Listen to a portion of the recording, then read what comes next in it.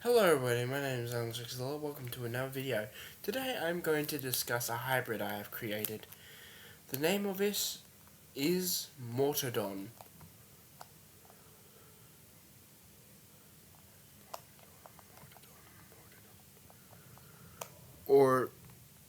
Mortodon. This hybrid contains... I'll get back to you.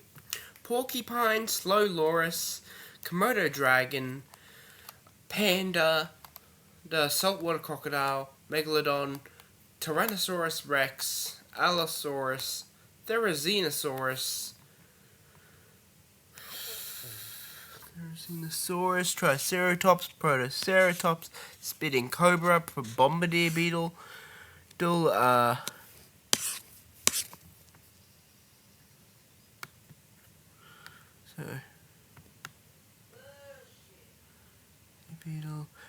cane toad, Spinosaurus, Paleoloxodon, rhinoceros, carnotaurus, sauropelta, iguanodon, jumping spider, cockroach,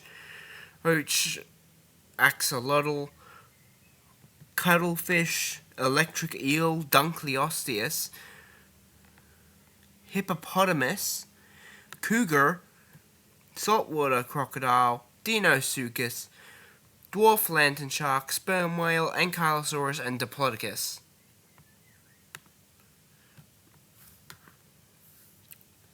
I didn't include porcupine because if I did this, like on the screen thing, because if I did, that thing would go on for miles.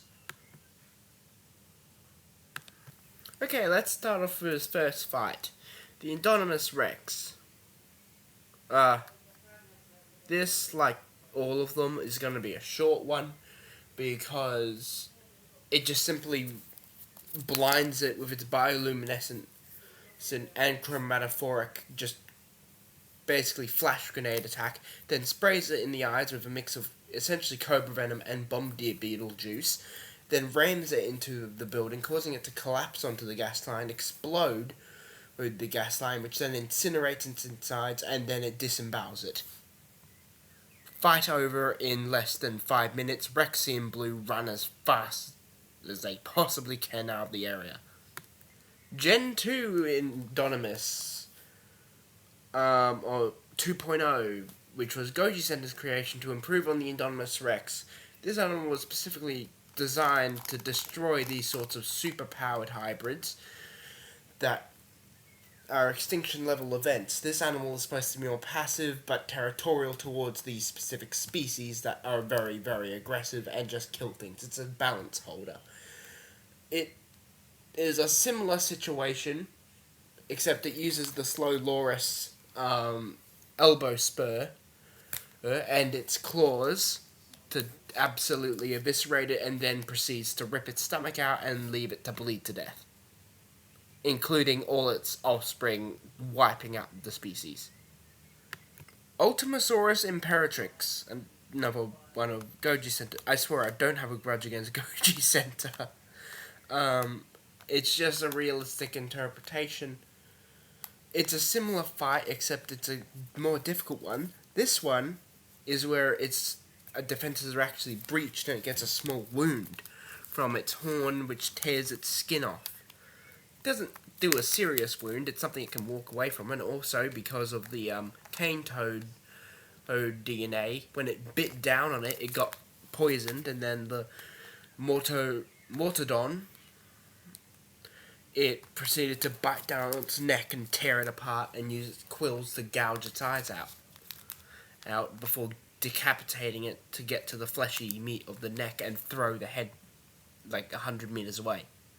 Well, not throw it, carry it, do its nest as a trophy. Okay, so with Hank, he's a heavily armoured animal, but there's a reason why I added Megalodon, Dinosuchus, Tyrannosaurus, and dunkleosteus, giant panda, the saltwater crocodile as well, is because those animals have very strong bite forces. The cougar definitely helps.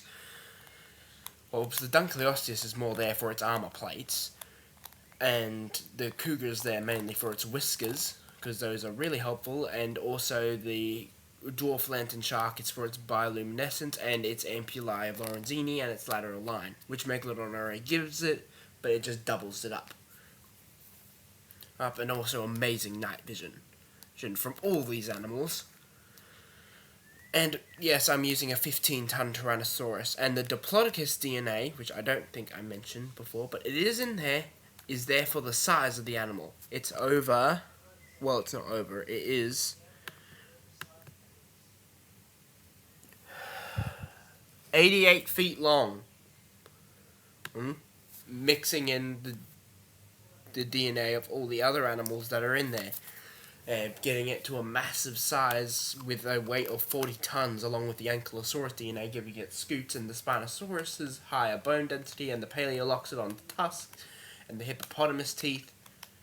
You get a really powerful animal that Hank just gets.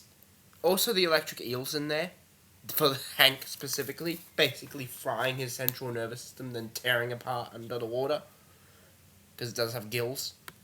Indoraptor gets executed. Scorpius Rex, well, both of them don't have a fun time. They get, well, the mother one, the first one, gets crushed to death, and what you're seeing on screen is the second one that ran and fought a Nodosaurus and won, but then was very quickly torn apart by the Mortosaurus, or Mortodon, I mean. It was a bloody fight, but it ended up eating it.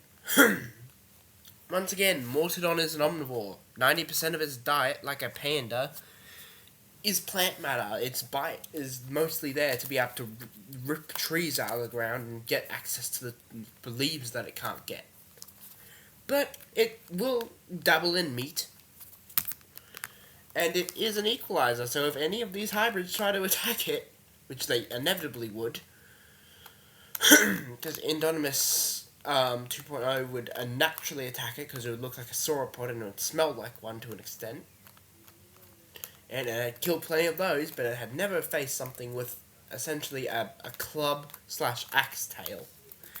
That would have essentially just bludgeoned its legs out from underneath it and then been bitten into and had its stomach ripped out. Indominus Rex would have been thrown around because it's much lighter and its armor is, like what Goji Center said, useless, essentially. What was its main piece of armor was its skull, which, with Megalodon's bite force of how many newtons that is, it really doesn't make a difference. Its head would have been immediately crushed if it was caught in there, but Mortodon is very intelligent. There's a reason why I put primate DNA with the Sclerotic and cougar DNA. It's so they could figure things out. It saw Charlie or Delta or one of the raptors get thrown into the furnace. Oh, so there's fire in there. What happens if I push the Indominus Rex into that? It falls in, gas line explodes, half its body, like its rib cage gets incinerated out, and then it goes for the final blow with its tusks. The end. Here's its roar. Like and subscribe.